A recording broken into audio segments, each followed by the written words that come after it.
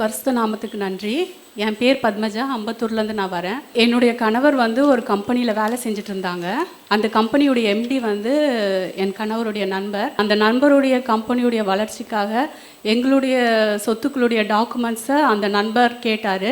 அந்த கம்பெனியுடைய வளர்ச்சியில் தான் என் குடும்பத்தின் ஆசீர்வாதம் இருக்குது அப்படின்ற எண்ணம் வந்து குடும்பத்துக்குள்ளே ரொம்பவே ஆழமாக இருந்துச்சு. அதனாலையும் நட்பின் அடிப்படையிலையும் எங்கள் டாக்குமெண்ட்ஸ் அவங்க கையில் 2015 கொடுத்தாங்க. 2018 வந்து என்னுடைய கணவர் அந்த கம்பெனியை விட்டு ஒரு சில காரணங்களால் வெளியே வந்துட்டாங்க. எனக்கு ரொம்பவே பயமாக இருந்துச்சு. டாக்குமெண்ட்ஸ் வாங்காமல் இவங்க வெளியே வராங்களே அப்படின்ட்டு ரொம்பவே பயமாக இருந்துச்சு. ஆனால் வந்து கர்த்தர் ஏற்கனவே சகோதரன் மூலமாக 2016 பேசியிருந்தாங்க. ஒரு சில ஆண்டுகளில் வந்து அண்ணன் வந்து இந்த கம்பெனியை விட்டு வெளியே வந்துடுவாங்க அப்படின்னு சொல்லியிருந்தாங்க. அதனால எனக்குள்ள ஒரு பெரிய ஒரு ஸ்ட்ரென்த் இருந்துச்சு. தேவ சித்தத்தின்படி தான் இவங்க வெளியே வராங்கன்றதும், அது மட்டும் இல்லாமல் டாக்குமெண்ட்ஸ் காரியங்களை கர்த்தர் பார்த்து பாருன்னு ஒரு ஸ்ட்ரென்த் இருந்துச்சு. 18 வந்த பிறகு ஒரு வருஷம் வந்து நாங்கள் வெயிட் பண்ணோம், அவங்களா தருவாங்க அப்படின்னு பார்த்தோம். ஆனால் அவங்க தரல. அப்போ வந்து 2019 நாங்கள் போய் அந்த நண்பர் இடத்துல போய் கேட்குறோம், எப்போ எங்கள் டாக்குமெண்ட்ஸை ரிட்டர்ன் பண்ணுறீங்க அப்படின்னு கேட்டோம். இன்னும் ஒரு சில மாதத்தில் தந்துடுறதா சொன்னாங்க. ஆனால் என்னால் அந்த வார்த்தையை நம்ப முடியல. அதனால் நான் வந்து சகோதரனிடத்தில் வந்து சொன்னேன். சகோதரன் வந்து எங்கள் வீட்டுக்கு வந்து ஜெபித்தாங்க. கர்த்தர் நல்லவர், கர்த்தர் பேசினார். சகோதரனுக்காக நான் கர்த்தரை ஸ்தோத்தரிக்கிறேன். ஏசாயா 49:24-25 மூலமாக கர்த்தர் பேசினார். நாங்கள் சந்திக்க வேண்டிய எதிர்கால சூழ்நிலைகளை கர்த்தர் பேசினார். 25 அந்த சூழ்நிலையிலேருந்து எங்களை எப்படி மீட்டு பாதுகாப்பேன்னு வாக்குத்தத்தம் கொடுத்துருந்தாரு. அந்த வார்த்தைகள் என்னென்னா, 24 வந்து பராக்கிரமன் கையிலிருந்து கொள்ளை பொருளை பறிக்கக்கூடுமோ அல்லது நீதியாய் சிறைப்பட்டு போனவர்களை விடுவிக்கக்கூடுமோ. 25 என்றாலும் இதோ பராக்கிரமனால் சிறைப்படுத்தப்பட்டவர்களும் விடுவிக்கப்படுவார்கள், பலவந்தனால் கொள்ளையிடப்பட்டதும் விடுதலையாக்கப்படும், உன்னோடு வழக்காடுகிறவர்களோடு நான் வழக்காடி உன் பிள்ளைகளை ரட்சித்துக் கொள்வேன். இப்படி தான் அந்த வார்த்தைகள் இருந்துச்சு. ஆனால் அந்த வார்த்தைகளுடைய அர்த்தம் அந்த சமயத்தில் எனக்கு எதுவுமே புரியல. என் மனசில் மட்டும், ஏசப்பா நீங்கள் என்ன சொல்ல வரீங்க, எனக்கு ஒன்றுமே புரியலையே, என் மனசுலேயே கொஸ்டின் கேட்டுகிட்டே இருந்தேன். தொடர்ந்து அந்த நண்பர் இடத்துல கேட்டுகிட்டே இருந்தோம். அவங்களும் வந்து தொடர்ந்து இப்போ அப்பன்னு சொல்லிகிட்டே இருந்தாங்க. திடீர்னு ஒரு நாள் வந்து 2021 வந்து மெட்ராஸ் கோர்ட்லேருந்து எங்கள் வீட்டுக்கு பேப்பர்ஸ் வந்துச்சு. அந்த பேப்பர்ஸை படிக்கும் போது தான் தெரிஞ்சுது, ஃபினான்ஷியருக்கு இந்த நண்பர் சரியாக இன்ட்ரெஸ்ட் பே பண்ணாததுனால எங்களுக்கு அகைன்ஸ்டாகவும் எங்களுடைய சொத்துக்களுக்கு அகைன்ஸ்டாகவும் ஃபினான்ஷியர் கேஸ் ஃபைல் பண்ணியிருக்காரு அப்படின்றது தெரிஞ்சுது. அப்போது போய் நாங்கள் அந்த நண்பரிடத்துல போய் கேட்குறோம்.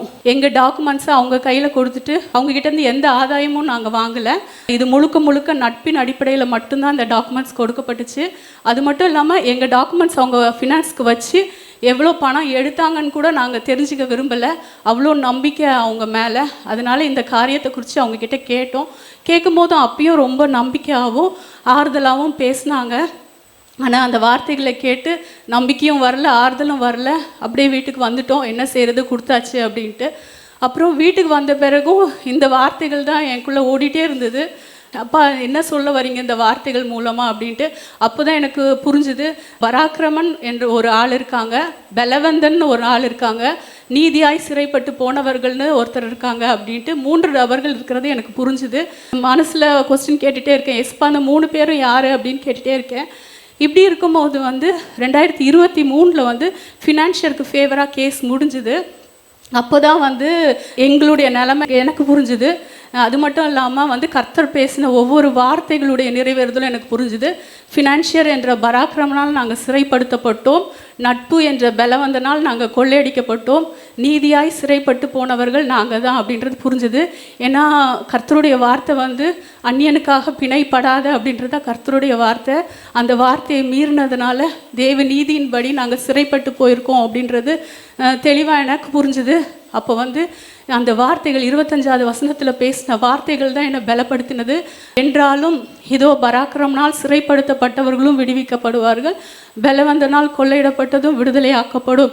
அந்த வார்த்தைகள் இருந்ததுனால கர்த்தர் நாங்கள் தவறு செய்தாலும் எங்கள் பக்கம் இருந்து எங்களை சிறையிருப்பிலிருந்து விடுவிக்கவும் கொள்ளையிடப்பட்ட எங்களுடைய சொத்துக்களை விடுதலையாக்கவும் சித்தம் கொண்டிருக்கிறார் என்ற பெரிய நம்பிக்கை எனக்குள்ளே இருந்துச்சு. அது மட்டும் இல்லாமல் இந்த ஊழியத்தின் மூலமாக செய்யப்பட்ட ஒவ்வொரு பிரேயர்ஸும் எனக்கு ரொம்பவே ஒரு பலனாக இருந்துச்சு. சகோதரனும் சகோதரியும் தொடர்ந்து தேவ சித்தம் என் குடும்பத்துக்குள்ளே நிறைவேறணும்னு ஜெபித்துட்டு வந்தாங்க. டியூஸ்டே ப்ரேயர், நைட் ப்ரேயர், வியாழக்கிழமை ப்ரேயர், கூடி ஜெபிக்கிற ப்ரேயர், ஒவ்வொன்றத்துலேயும் இந்த ப்ரேயர் பாயிண்ட் வச்சு ஜெபிச்சுட்டு இருந்தாங்க. என்னுடைய பர்சனல் ப்ரேயர்லேயும் என்னுடைய குடும்பத்தில் ப்ரேயர்லேயும் வந்து அவர் வார்த்தை கொடுத்ததுனால, ஆமாப்பா, நீதியாய் சிறைப்பட்டு போன எங்களை விடுதலையாக்க யாராலையும் முடியாதுப்பா, ஆனால் நீங்கள் விடுதலை ஆக்குவேன்னு சொல்லியிருக்கீங்களே அப்படின்னு சொல்லி ஜெபிக்கவும் புலம்பவும் அழுகவும் எல்லாத்துக்கும் கர்த்தர் அந்த வார்த்தைகளை கொடுத்தார். இதெல்லாம் வந்து எனக்கு வந்து பெரிய ஒரு பலனாக இருந்துச்சு. சில சமயங்களில் உலகத்தில் நடக்கிற காரியங்களை பார்க்கும்போது எனக்குள்ளே இருக்கிற பலன் சுத்தமாக போய் ரொம்ப ஒரு பயம் வரும். அப்படி 2 சம்பவம் இருக்கும்போது கர்த்தர் டைரெக்டாக சகோதரன் மூலமாக பேசினாங்க.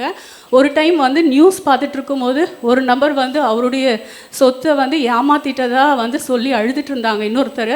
அப்போ வந்து அதை பார்த்த உடனே எனக்குள்ளே ரொம்பவே ஒரு பயம் வந்துருச்சு. ஒன்று வந்து சகோதரன் இடத்துல ஜெபிக்கணும்னு எனக்கு ஒரு விருப்பம். ஆனால் வந்து என்னுடைய பயத்தையும் என்னுடைய அவிசுவாசத்தையும் பற்றி சொல்ல எனக்கு தயக்கம். அதனால நான் என்ன பண்ணேன், அந்த வாரத்தில் என்னுடைய பிறந்தநாள் இருந்ததுனால பிறந்தநாளுக்கு ஜெபிக்க வர்றது போல் வந்து சகோதரனிடத்தில் வந்து ஜெபித்தேன். சகோதரனும் வந்து ஃபஸ்ட் லைன் வந்து என்னுடைய பிறந்தநாளுக்காக தான் ஜெபித்தாங்க. ஆனால் வந்து அடுத்த லைனே வந்து ஆவியானவர் குறுக்கிட்டு சொன்னாங்க, நீ பயப்படுகிற பயம் உனக்கு நடக்காது, பயப்படாத அப்படின்னு சொன்னாங்க. அது வந்து எனக்கு ஒரு பெரிய பலனாக இருந்துச்சு அந்த டைமில். அதுக்கப்புறம் வந்து செப்டம்பர் மாதம் 2024 செப்டம்பர் மாதம் வீடு சந்திப்பின் போது வந்து சகோதரன் எங்கள் வீட்டுக்கு வரதா ஃபோன் பண்ணி சொன்னாங்க. அப்போ உடனே வந்து நான் எஸ்பாட்ட மனசில் ப்ரேயர் பண்ணிக்கிட்டேன். எஸ்பா, அவங்க வராங்க, அவங்க மூலமாக நீங்கள் பேசியிருக்கீங்க, நிறைய வார்த்தைகளை எங்களுக்கு கொடுத்துருக்குறீங்க, எல்லாத்தையும் நீங்கள் நடத்தி தருவீங்கன்னு எனக்கு விசுவாசம் இருக்குதான். ஆனாலும் ஏசப்பா, அவங்க மூலமாக நீங்கள் ஒரு வார்த்தை பேசினா எனக்கு நலமாக இருக்கும், ஆறுதலாக இருக்கும். ஆனாலும் என் சித்தத்தின் படி இல்லை, உங்களுக்கு விருப்பம் இருந்தால் பேசுங்க எஸ்பா அப்படின்னு மனசில் தான் ஜெபிச்சுக்கிட்டேன். சகோதரன் வந்தாங்க, ப்ரேயர் பண்ணாங்க. ஜெபம் முடியும் போது சொன்னாங்க, ஆவியானவர் திரும்ப திரும்ப இந்த குடும்பத்திற்கு சொல்கிறாரு, கொடுத்த வார்த்தைகளை நான் நிறைவேற்ற வல்லவராக இருக்கிறேன் அப்படின்னு சொல்கிறாங்க அப்படின்னு சொன்னாங்க. இதெல்லாம் எனக்கு மிகப்பெரிய ஒரு பலனாக இருந்துச்சு. கிட்டத்தட்ட 10 வருஷங்கள் சண்டை சச்சரவு இல்லாமல் கர்த்தரை நம்பி சமாதானத்தோடு போக இதெல்லாம் எனக்கு ரொம்பவே பலனாக இருந்துச்சு. அது மட்டும் இல்லாமல் சகோதரன் எப்பயும் சொல்லுவாங்க, உங்களுக்கு விருப்பம் இருந்தால் நான் வந்து அந்த நண்பரிடத்துல வந்து பேசுகிறேன் அப்படின்னு சொல்லுவாங்க. அதற்கான சூழ்நிலைகள் அமையாமே இருந்துச்சு. ஆனால் இந்த ஆண்டு ஸ்டார்டிங்கில் வந்து என்னுடைய கணவர் வந்து சகோதரனை சந்தித்து எங்களுக்காக நீங்கள் பேச வாங்க அப்படின்னு சொல்லி கூப்பிட்டாங்க. அப்போ வந்து சகோதரனும் நம்முடைய சபையை சார்ந்த இன்னொரு சகோதரனும் 2 பேரும் வந்து அவர்கிட்ட அந்த நண்பரிடத்துல பேசினாங்க.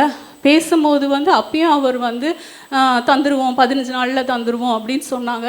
எனக்குள்ளே சுத்தமாக ஹோப் இல்லாமல் போயிடுச்சு. இதே தான் அவர் சொல்லிகிட்ருக்காரு அப்படின்ட்டு இருந்தது. ஆனால் சகோதரன் பேசிட்டு வந்த பிறகு இந்த நண்பருக்குள்ளே ஒரு பெரிய சிக்கல் இருந்தது. அந்த சிக்கலை வந்து தீர்க்க கர்த்தர் கிருபை செஞ்சார். அதன் மூலமாக எங்களுடைய டாக்குமெண்ட்ஸ் எங்கள் கையில் ரிலீஸ் ஆக கர்த்தர் கிருபை செஞ்சார். கர்த்தருடைய பரிசுத்த நாமத்துக்கு நன்றி.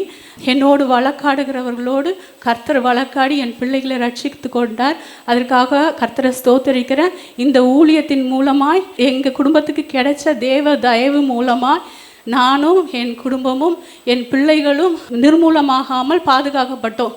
அதற்காக கர்த்தரை ஸ்தோத்தரிக்கிறேன். இயேசு கிறிஸ்துவின் நாமத்தில்.